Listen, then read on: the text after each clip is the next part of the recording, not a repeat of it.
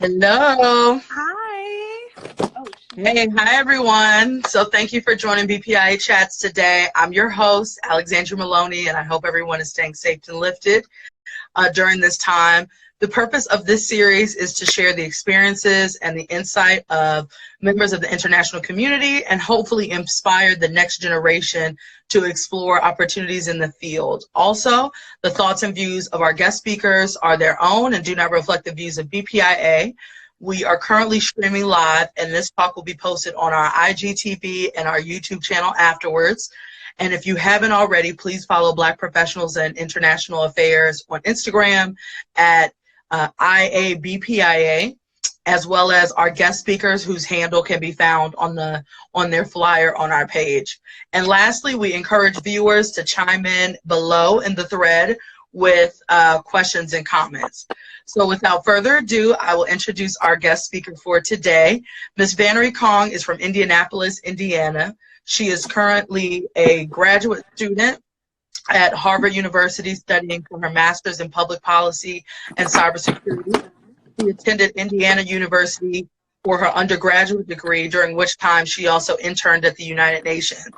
In 2019, she represented the United States in the G20 Summit in the Youth Engagement Group.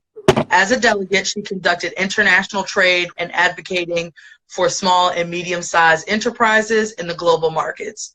Vannary also currently serves as a United Nations Youth Ambassador with Manta Sailing Center, advocating for indigenous Southeast Asia groups. She's also a board member of Black Professionals in International Affairs. So thank you so much, Vannary, for joining us today. hello, Alexandria. Thank you for having me. Such a pleasure. You're too modest in my bio. What can I say? So can you start off by telling us how COVID-19, how this current situation is affecting the work and the organizations that you're a part of? So I guess I'll start with my 9 to 5. So I currently work for a cybersecurity firm called Granicus. So our clients include Canada, the United Kingdom, and the US. So my portfolio is health and sciences, as well as the Midwest, and I also do cover the Northeast, so we help with the federal compliance with ADAs, making sure the websites are up to date, and we also handle the communications as far as COVID. So the CDC is actually one of my current clients, so we actually kind of help with making sure that text, like if you have citizens that don't have internet access, we also make sure that they receive text messages with the latest COVID updates, and we do help fight against misinformation. And with the federal compliance, we do ensure that there's like a 99% clickability rate on emails as far as like services. With a lot of some of my Northeast territory, they're using the coding with Cobalt. So a lot of them aren't using are able to handle the threshold when it comes to unemployment. So we're able to actually, to go in, our engineers are able to make a whole new system so people can get their unemployment services quicker. As far as with the young professionals in foreign policy, we were originally supposed to have our youth G7 summit here in the US, but unfortunately we had to switch over to a virtual summit. So it's been kind of a struggle trying to get all the delegates on board because everyone's in different time zones. So there's that as well. And then as far as I'm also involved still with the G20 Summit, I actually received an invitation from the Saudi Arabian government. So I've been working with those negotiations on the civil society side as far as making sure that the grassroots level organizations also have a voice within the community. So we've been working with the other youth engagement groups on that side, like virtually as well. For folks who don't know what G20 and new folks who are joining, Vannary, could you just share or explain a little bit about what G20 is for folks who may not know? Okay, yeah, so G20 and G7 are, so G7 is obviously country. Yeah, so the US, European Union, France, Germany, I don't know them all off the top of my head because there's two. Yeah, so you have the top 7 countries minus Russia, and then you have G20. So the G20 focuses more on like the financial markets, and then G7 more so focuses on like global connectivity and things like that. But there are some intersectionalities because some of the countries do overlap as far as like the main ones. So is it considered a multilateral organization? Yeah, it's a multilateral organization. Multilateral organization. So a formal space where different countries, specific countries around certain ideas and topics can come to the table, make policies, negotiate different policy things, for that affect the globe, that affect not just individual countries, but the agreements between multiple countries. Yes, that's correct. And of course, there's always agenda every year. So for instance, my involvement now with the Youth G7 Summit, I'm the Global Connectivity and Trade Sherpa. So I handle the negotiations. So all the delegates would send their proposals in regards on behalf of their countries, not in an official capacity member, because each country is set up differently when it comes to their youth delegations. So they'll send them to me, and then we'll negotiate them out and then create a final communique that will be distributed to all the governments. Vannary, you've done a lot in your lifespan for being at such a young age. So can you tell us tell us a little bit more about your journey, and what got you to where you are now, Harvard, United Nations, oh man, and everything in between? So what's interesting is actually my mother is a refugee from the Khmer Rouge War. It's kind of like a sad time during this point in time because this is the time that Cambodia fell to the communists. So my grandfather actually was a financial analyst for the American Embassy in Cambodia. So he kind of handled he was like actually their accountant, so he handled their books and everything. So around the time that the U.S. was involved with the Cold War in Vietnam, Cambodia was obviously directed because it's literally right there in the middle of the Indochina region. So yeah, basically when Pol Pot took over, my family kind of like, it was one of those, I don't want to say a typical refugee story, but my family literally got into the concentration camps, and my family escaped to several different ones, and then they ended up going to Caledon, which is like a UN refugee camp in Thailand, and then they got rescued by the Catholic Relief Services, which in turn was actually my first internship. Well, they went through the Catholic Relief Services in Chicago, but my first internship was in Indianapolis. So from there, my family came to the U.S. On my mom's side, and what ended up happening was they ended up staying in Indianapolis. And of course, my dad's family was actually from Louisiana, but they moved up because of all, with the Deep South, all the lynchings and everything when you talk about the Deep South. So then just being raised in like a multi-ethnic, a multi-religious background, my mom's family are Theravada Buddhists and my dad's family are Roman Catholics. I just had this very unusual upbringing in the middle of the Midwest. And, Indiana is where the KKK was created. So just being raised with this different type of background, you know what I mean? It was definitely interesting. So from there, my grandfather taught me about like foreign policy and international relations. And then after that, went to IU, study political science. I did some like local internships with the International Center because I do speak Mandarin. So I did translations. I worked for the Catholic Relief Services where I taught English classes and citizenship classes. Did some political campaigns for Mayor Hogsett. I ended up doing some like local grassroots level organizations, working with a lot of non-for-profit and government leaders trying to help fight against recidivism, which basically means, so people don't re-enter back into jail, and trying to help people get jobs and making sure they have services like getting access to the food pantry. So I had about 6 internships in my undergrad, and then I ended up in my last internship in Indiana. I interned at the Indiana Department of Education. So I did education policy reform.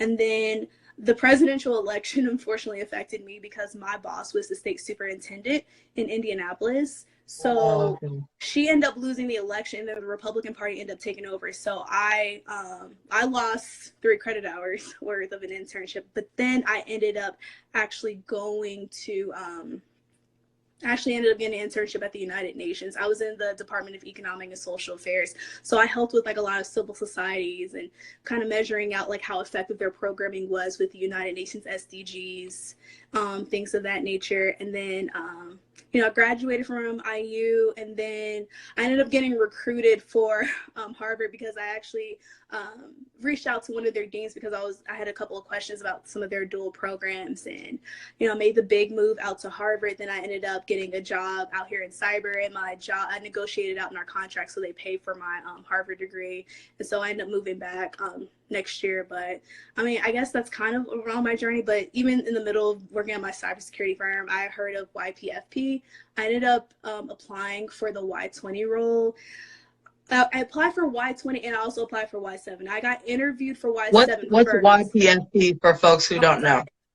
Young Professionals in Foreign Policy. That's who handles the youth summits on the United States side. So I applied for Y7 and Y20, and then I ended up not getting the Y7 position, but I got the Y20 position. And from there, it just all just kind of took off as far as like my career development here in DC. So what would you say sparked your interest in, international relations and foreign policy? I think it was just hearing my grandfather complain about things like the Belt and Road Initiative within Cambodia and like the foreign intervention and how there's like a lot of exploitation within like third world countries and just the whole conflict between first world countries about like global economic power and just kind of like watching in the news growing up. My parents always had the news on and just kind of hearing like what will it take to get a third world country to go back to its like original power. So I think that's definitely what kind of got me interested in foreign policy. And in foreign policy, could you share more about your specific area of interest? Like, tell us a little bit more about the cybersecurity stuff. How does that? I know you're also interested in trade policy. How do those things connect? And any other interest areas that you have? My focus areas are cybersecurity, international trade, and national security. I kind of I would say the first two I kind of just stumbled upon cybersecurity, international trade, just because I just realized, like just working at Granicus, that I was really good at understanding tech and tech policies because we, at the time when the United Kingdom was with the European Union, they have these trade policies called the GDPR, which basically revolves around like data protection, to prevent people from sharing your data and everything else too. But since the UK left, because of Brexit, left the European Union, that's when we all had to take a deep dive into what that meant for our company. And so that's what kind of like got me into the cyber role and learning about our compliance and like how to really like support our clients. As far as international trade, I remember doing, it was another conference at George Washington University, and I ended up meeting a retired Foreign Service officer who also worked as the United States Trade Representative, the USTR office. And my part, because for Y20, there's two delegates that they choose, and my partner was the head delegate, so he did corporate responsibility and future of work, and I did international trade. It just so happens the person who was mentoring me at the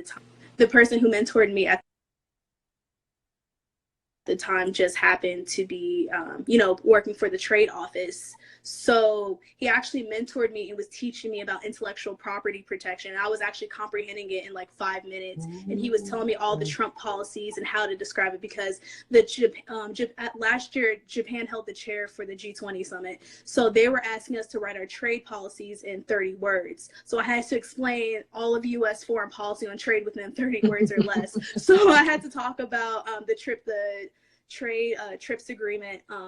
Basically, there's this treaty that all the G20 countries signed to basically talk about not stealing intellectual property, because that's a violation of human rights within the United Nations. And so I had to basically explain that. And then, but I also had to be very careful because so China was there within G20, so I had to make sure I wasn't pointing any fingers. And of course, when you're navigating foreign policy, you had to make sure that as the United States, we don't look at as the bad guys, but then you also want to make sure that you're advocating on behalf of your country, because that's a national security risk if our data is getting leaked out and our private sector is getting affected, because then we're losing money with our economy. Thank you for that. And hi, thank you to everybody who's joining. We are here with our guest speaker, Vannary Kong, who is currently a master's candidate at Harvard University, as well as a chair for the G20 youth delegation. Am I saying the correct one? Yeah, you're so involved. I get a little confused. So please, if you have any questions or comments, then feel free to leave them in the thread below. And we have one question here from our fellow BPIA member, and I wanted to give a shout out because I saw a few past speakers. I saw Byron was on, and that Nico joined, so I just wanted to give them a shout out for our friends at BPIA who were on the call. And this question is from Naya Nikki. What would you say has been the most crucial thing you've done in your journey to get you to where you are now? Honestly, I would say just having the courage to do so, because my parents, my grandfather was involved in politics, but not really my family. My mom's a nurse and my dad's an engineer. So, coming from the Midwest of the United States, it wasn't really a popular career choice for most people of color. But like I said, I know the biggest part of my career was working for the UN, but I will have to give it to Y20 because that also, like, having that professional development and being around the upcoming like world leaders in like their respective countries, and even working with, I see Japan's delegation just joined in. Hi, Sachiro. But that really definitely like skyrocketed my career. But I feel like the most remarkable thing was we got to meet Prime Minister Abe, which I was so appreciative of, and just even meeting like the other Japan's government officials. But I think the most memorable part about Y20 was when I got to present the communique and like our research on what the American youth thought about international trade and their policies. So I think that was one of the most crucial things too, and just getting that practice of public speaking and what that means in different cultural contexts too, and incorporating soft diplomacy versus hard diplomacy, and getting everyone to be in agreement, even if not everyone completely agrees with other countries' policies. Thank you for sharing that. What I'm learning is that a big part of this kind of diplomacy and a lot of it is about networking in many ways. Right. So do you have any advice or tips on how to increase your network, how to make meaningful connections with folks that you cross paths with? I would always say, because for Y20 there was a little bit of networking involved too, because you do want to make sure you do get in front of people. So one of my best advice is like, obviously make sure that you have your resume on file, make sure you have your business cards, make sure you have your elevator pitch.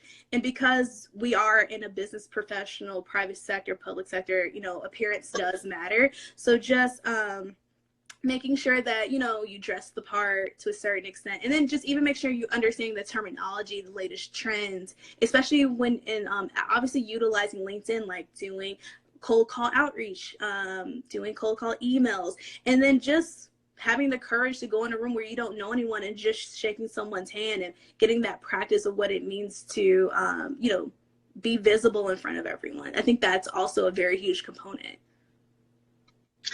Thank you, Vannary. I see we have a few more people who have just joined. We're here with Vannary Kong. She's a BPIA board member, currently a master's candidate at Harvard University in cybersecurity, and the G20 Youth Delegate Chair for her working group. We have another question here from a young lady who's asking, what advice would you give to someone who just graduated and they're trying to get their foot in the door in international affairs and the nonprofit sector? So I have a few tips too, but Vannary, I'll let you go first. So my advice would be, when it comes to any organization, when it's not for profit or for profit, is join professional groups and ask to volunteer, because sometimes those professional organizations will ask you to pay, and as graduating from college or just even being a young professional, no one really has the financial backings for that. So that's always a good way to start out. And then, like I said, just always networking is always a huge component, just making sure you have, like you said, your business card, your resume on file, your LinkedIn message. And then LinkedIn has this like cool aspect of it where you can just actually scan with the code, so make it easier. And it will just be like automatic. And then also, when you do get someone's business cards, always follow up in like the next 24 hours, or else it's probably easily forgotten unless you absolutely need to. But Alex, do you have anything? Yeah, so I have a few things. The first step that I would say is start out by doing your research. So you can easily look up and Google what are different career paths in international affairs, what some of those agencies may look like, whether it's nonprofit and foundations, whether it's a public sector with a government agency, whether it's private sector with corporations that may have multinational corporations involve multilateral organizations, international development. You know, every career field, every industry area has an international aspect. So I would start off by researching and identifying some areas that may be of interest there.